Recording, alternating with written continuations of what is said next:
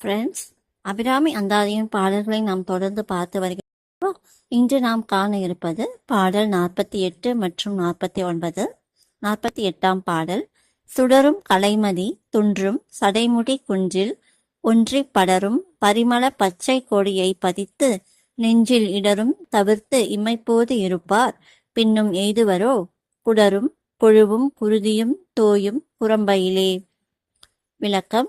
அபிராமி தாயே, பச்சை பரிமள கொடி நீயேயாகும்.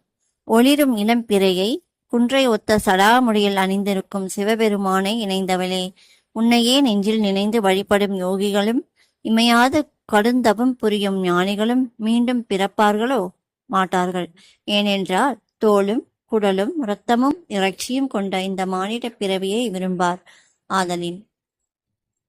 49வது பாடல். குரம்பை அடுத்து குடிப்புக்கு ஆவி வெங்கூற்றுக்கு இட்ட வரம்பை அடுத்து மருகும் அப்போது வளைக்கை அமைத்து அரம்பை அடுத்து அறிவையர் சூழ வந்து அஞ்சல் என்பாய் நரம்பை அடுத்து இசை வடிவாய் நின்ற நாயகியே.